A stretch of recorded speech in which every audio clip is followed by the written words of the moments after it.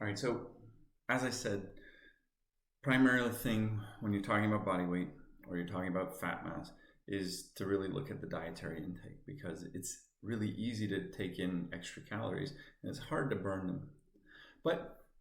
And so really for weight, exercise comes second, because like I said, it's hard to burn those extra calories.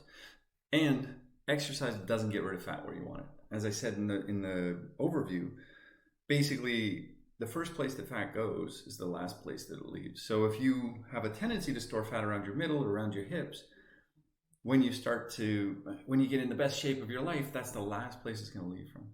And then when you start to get into a less great shape, that's the first place it's going to come back. And so a lot of people say, oh, you got to exercise within this fat burning zone. You have to burn fat while you exercise. It's got little, if anything, to do with whether you gain or lose fat, whether you're burning in the fat burning zone. Because the fat burning zone means that you're going at a moderate intensity. Because our bodies, as we've talked about a lot of times, when we're going hard, high intensity, we need carbohydrate. Sugar is what we're going to use.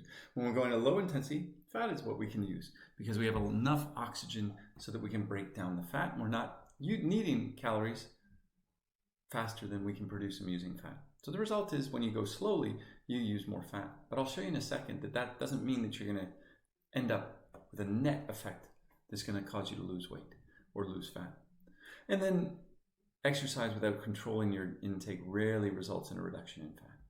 It can to some degree, but it's rare, because basically when you exercise, your body sees it as a stress, and from historical evolutionary processes, it produces that endocannabinoid. That endocannabinoid is that cannabis-like substance that our body produces. And one of the things that endocannabinoids do is they do the same thing that cannabis does, which is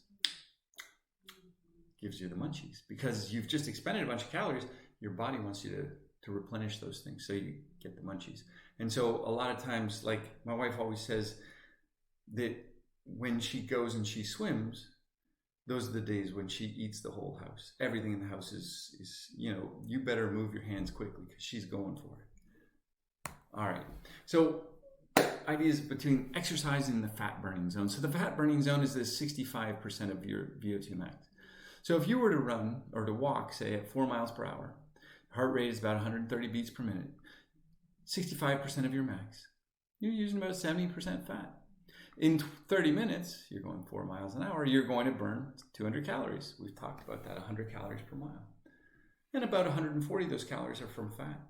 But that's all you're going to do. You're not going to really get too much more than that. If you run faster, 8 miles an hour, so you're going twice as fast, now your heart rate is much higher, that's 85% of your max. You're only using 20% fat during the exercise. And in that same 30 minutes now, oh, look at that. You're burning 400 calories instead of 200 calories. Only 80% of only 80 of the calories are from fat. But after you've done that exercise, after you've done that 30 minutes, you need to replenish all that glycogen that you just used.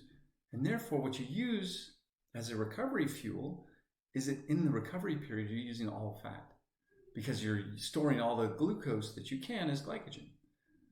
And really, it's about this number, the calories spent. 400 calories spent versus 200 calories spent. The more calories you expend, the more of a stimulus you have to drive fat loss. So it's not the intensity of a single training bout that matters. It's the caloric balance over days, weeks, and months that is going to really shift this. So if you want to increase your caloric expenditure, you can do it by using high intensity work for short periods of time, or you can go for long periods of time at lower intensity. Either one is going to be similar. One is going to be much more efficient. Okay? But there's no magic in exercising in your fat burning zone. So when the arc opens back up and you get onto an elliptical trainer and it says, here's your fat burning zone, doesn't matter. Okay?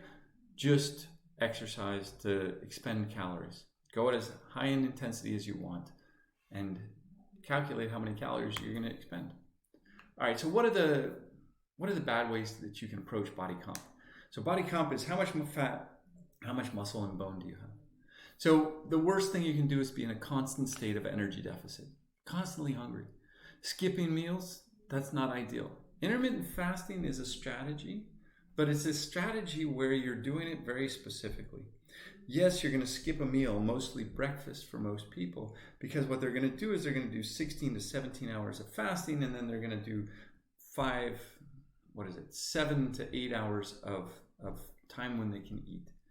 And so now what you can do is you can shift by missing the breakfast. Now the idea is that you're going to have a longer period in the fasted state, but you're not skipping the middle meal as a way to decrease intake, because what'll happen, you're going to overeat in the next meal. So yes, have a strategy. You can do intermittent fasting, but make sure that you're not completely overeating in the other meals. If you're constantly obsessed with weight, that's not going to be good. And most importantly, if you're not meeting minimum requirements for vitamins and minerals, you're going to get into a situation where you can lose health. Let's look at this first one though, because this is the one that really stumps people. Is that if you're in an energy deficit, I am taking in so few calories, why am I not losing weight? I might be losing weight, but why am I fat?